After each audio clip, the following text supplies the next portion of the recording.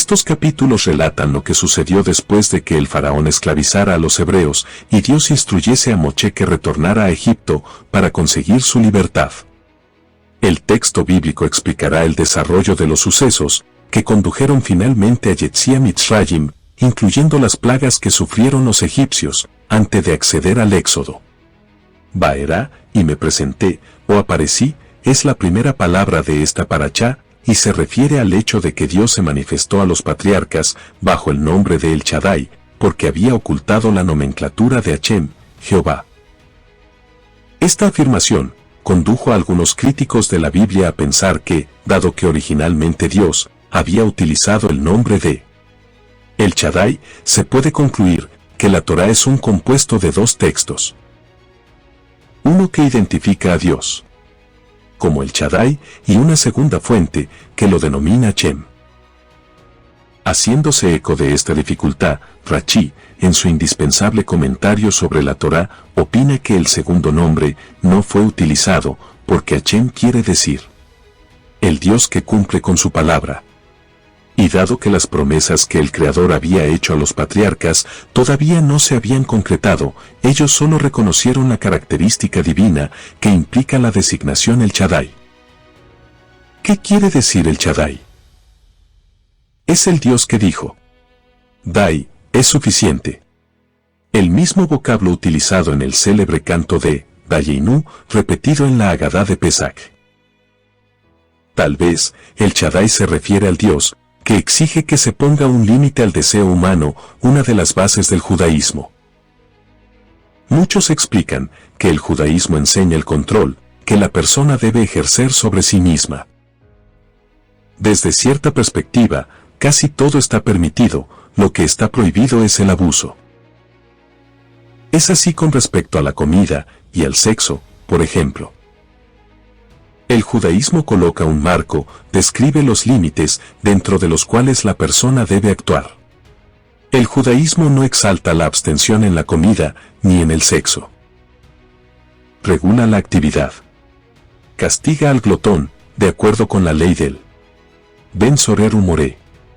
Y con el mandamiento de Lo Takmod, prohíbe cohabitar con la mujer del prójimo. En un mundo que diferenciaba solamente entre lo bueno y lo malo, el judaísmo enseñó que uno de los problemas fundamentales es el exceso.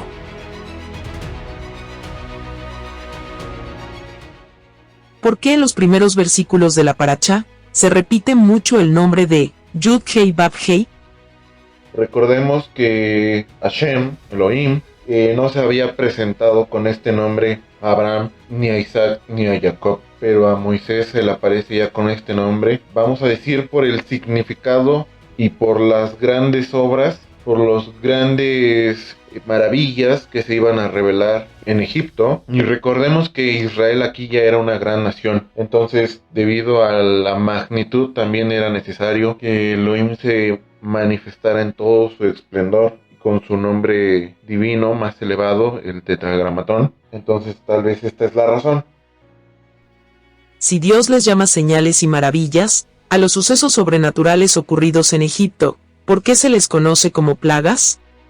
Era una especie de juicio muy severo a Egipto, a esta conciencia, digámoslo así, caída que había en Egipto. Entonces, a pesar de que era todo supervisado por Hashem, realmente era un juicio, digámoslo de esta manera, era un juicio, una corrección bastante estricta para los egipcios que no se encontraban en la conciencia y que hacían prácticas que están en contra del Elohim de Israel. Por eso es que se le llaman plagas, pero pues realmente no son plagas, sino era algo necesario para levantar la conciencia de los egipcios, pero difícilmente vemos que ellos quisieran volverse al Dios de Israel, aunque muchas personas de otras naciones sí lo reconocieron.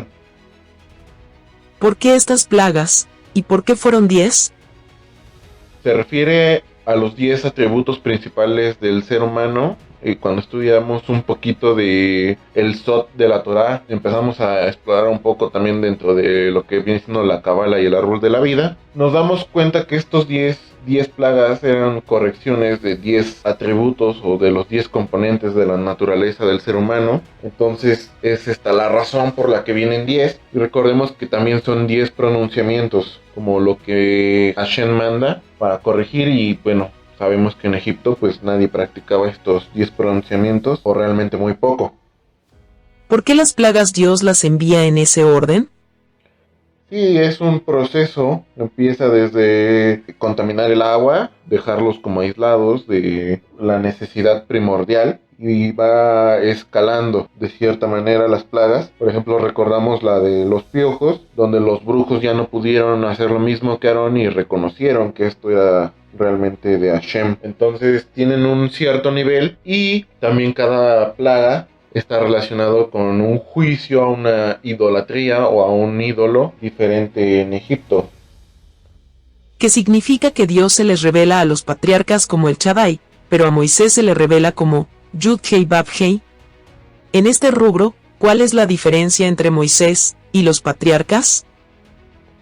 Realmente tenían un propósito y una fuerza espiritual similar, Moisés y los patriarcas, pero recordemos que Moisés iba a ser una obra más grande y Israel ya era una nación. Entonces también por el nivel de la obra, Hashem tenía que manifestarse en todo su esplendor.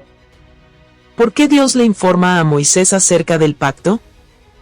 Sí, los hebreos seguían teniendo este pacto con Israel, seguía teniendo el pacto con Hashem, pero recordemos que era necesario clamar. Por eso dice que se acordó del pacto, ¿no?, que había hecho Hashem.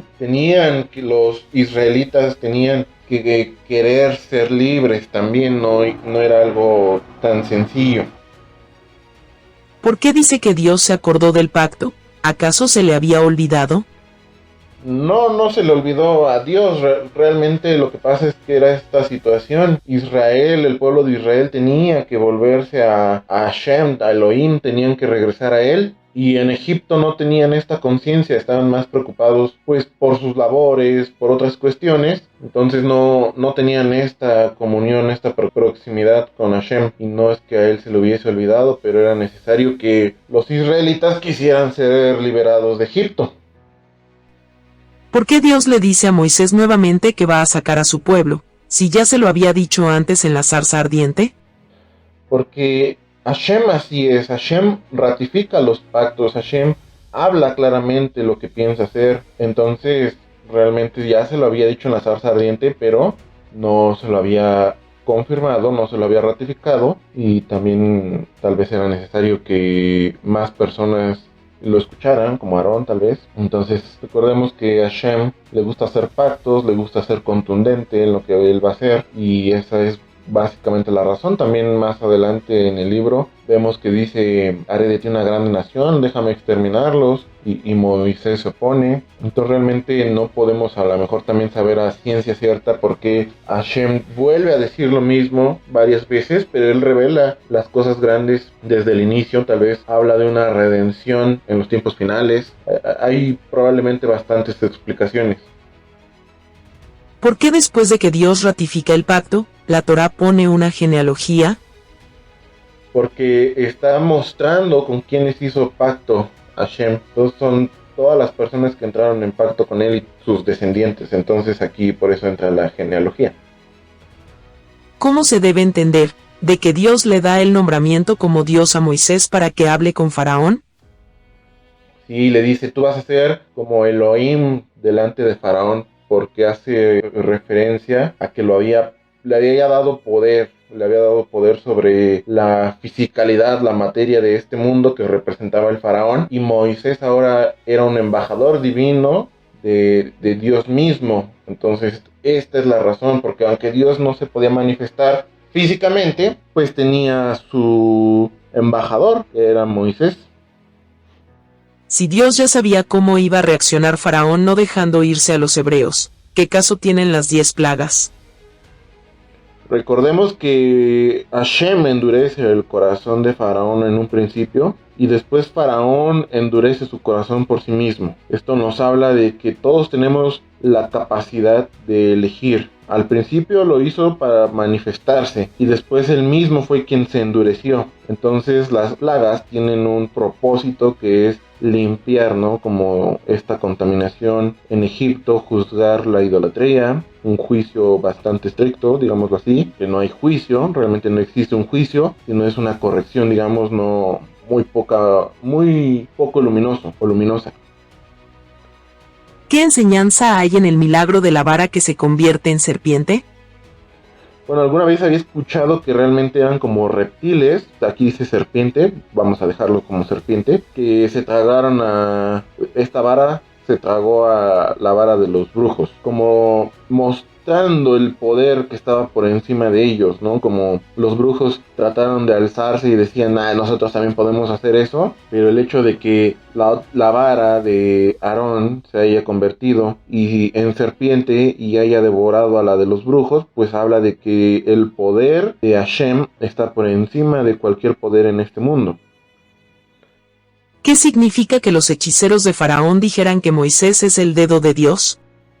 Sí, pues que él era el poder, que en él estaba el poder de Dios, que él era un embajador de Dios, por eso le tenían miedo. Entonces ellos reconocían que en Moisés había algo que ellos no tenían aún, a pesar de, digámoslo así, el poder que tenían, que les había sido otorgado a través de sus ídolos, pues no era comparable. Entonces ellos sabían reconocer esto porque estaban conectados espiritualmente y claro que reconocen a la fuente que da origen a todas las cosas.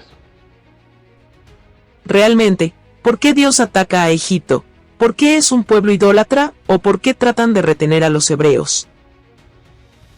Sí, por ambas cuestiones realmente, porque a pesar de que había impurezas, idolatría, y porque tenían esclavizado a su pueblo con el que había hecho pacto, y porque no los dejaban salir, realmente fue un conjunto de todas estas situaciones. Más que Dios atacar a Egipto es un juicio, bueno, no juicio, ¿cómo lo podemos decir? Es una corrección bastante severa que está haciendo Egipto, porque Dios no juzga, y si juzga, Dios juzga justamente. Entonces que no se entienda como que Dios se hazañó con Egipto, que los atacó, que los quería exterminar. Era una corrección bastante severa, era un juicio justo que venía sobre Egipto. ¿Por qué Dios esperó tanto tiempo para liberar a su pueblo elegido?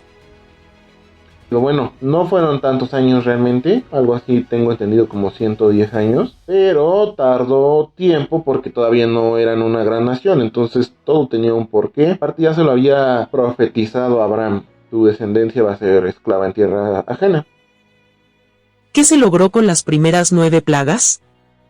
Bueno, se ganó que mucha gente que estaba en Egipto y que adoraba cosas que no eran correctas, se volvieran al Dios de Israel. Y las que no, pues la 10ª plaga, la 10ª corrección, digámoslo así, pues fue que se llevó la vida de los primogénitos. Entonces, oportunidad para corregir, para arrepentirse de lo que no le agradaba a Shem, tuvieron bastante tiempo. Entonces, las primeras 9 plagas son para levantar la conciencia, para que más personas pudieran venir a ser parte del pueblo de Israel, y sí sirvió. Esta sería como mi respuesta. ¿En qué se parecen las plagas de Egipto a lo que va a suceder en el Apocalipsis? Sí, es en parte similar. Por ejemplo, hay el granizo, mitad hielo, mitad fuego. Cuando sea el Apocalipsis también va a ocurrir algo similar. De cierta manera, estas señales que están bajo el dominio, la supervisión de Hashem, tienen el propósito que las personas clamen cuando todavía están ocurriendo, porque ya cuando llega la 10ª plaga, pues ya no pueden clamar, ya no pueden arrepentirse. Entonces tal vez esta es la razón, que las personas vean que lo que está pasando, pues no es como algo inventado, sino que realmente hay oportunidad, realmente hay parte de que la gente venga a ser parte del pueblo de Israel. Entonces sí hay un gran parecido, sería esta la razón. ¿Qué importancia tiene la vara de Moisés, que Dios la menciona varias veces en la Torá? Bueno, esta vara realmente se dice que era también la misma vara que tuvo Abraham, Isaac, Jacob, Yosef, y ahora había pasado a manos de Moisés. Esta vara, como digamos algo simbólico, tendrá algún significado como de mando, de autoridad. Entonces por eso es que es importante. Por eso es que varias veces es mencionado en la Torá. Y bueno, recordemos que sirvió, ¿no?, para la manifestación del poder de Hashem cuando se abre el mar. Pues hay muchas razones. Habla de este pacto, de esta trascendencia, de generación en generación. ¿Qué es el Chobabim? ¿De qué trata y para qué sirve? Son las primeras 6 porciones del libro de Shemot y nos ayudan con todas estas equivocaciones en las que suele caer el ser humano, que podamos vislumbrar las maravillas, la supervisión de Hashem en todo momento. Nos sirve para fortalecer nuestra fe, nuestra verdadera fe. Entonces el Shobabim, estas porciones, sirven para ver todas estas cuestiones en las que podemos tener falta de fe, para acercarnos nuevamente a la Torá. Es la oportunidad para liberarnos de nuestro propio Egipto personal, de nuestra estrechez de la conciencia. Entonces tienen una gran fuerza espiritual estas porciones de la Torá. Y esperemos que realmente seamos bendecidos al leer cada Shabbat las porciones de la Torá. Y bueno, hasta aquí las preguntas del día de hoy. Por favor, compártelo con tus amigos, deja un me gusta y manda tus comentarios al correo que va a estar apareciendo en pantalla. Y yo me despido con un gran shalom. El nombre de Hashem hace referencia a la esencia de Dios, al hecho de que su palabra es inviolable, siempre cumple con el compromiso que asume. Dios había prometido a los patriarcas que su descendencia habitaría la tierra de Canaán, y ahora se encontraban en la servidumbre en Egipto, una tierra extraña, sin posibilidad visible de romper las cadenas de la esclavitud. Por ello, la tarea de Moshe era tortuosa. Tenía que demostrar que Dios sí cumpliría con la promesa, no obstante, la intolerable esclavitud impuesta por los egipcios. Aunque la instrucción formal que Moshe tenía que cumplir era conseguir que el faraón permitiera la salida de los hebreos, al mismo tiempo, tenía que convencer a un pueblo esclavizado de que la salvación era una posibilidad real. Moshe tenía que sembrar la fe en el pueblo, fe en el Dios único de los patriarcas, que cumpliría con la promesa, tal como lo testimonia su nombre, Hashem. Porque la fe no es una creencia ciega, ni la esperanza de la realización de un hecho frente a la imposibilidad de que ocurra. La fe puede convertirse en un horizonte, cuando la persona llega a la conclusión que sí existe una luz al final del túnel. Moshe tenía que devolverle al pueblo la confianza en sí mismo. Era imprescindible que demostrase la falibilidad y fragilidad de los dioses egipcios. Por ello el texto bíblico afirmará en capítulos posteriores: Vayar Israel etallada Gedola, vaya Aminuba Gemub Moshe Abdo. Y el pueblo vio la gran mano de Dios, y el pueblo creyó en Hashem y en su siervo Moshe. No se trata del dicho, que otra confesión religiosa enaltece. Porque es absurdo, creo, el pueblo vio la mano fuerte, y el brazo extendido de Dios. Porque derrotó a los dioses egipcios, doblegó la voluntad del faraón con las 10 plagas, y partió las aguas del mar Rojo. La fe nace, y se fortalece, cuando el individuo concluye que el evento en cuestión es una posibilidad, por más lejana y dificultosa que parezca su realización. Shabbat Shalom.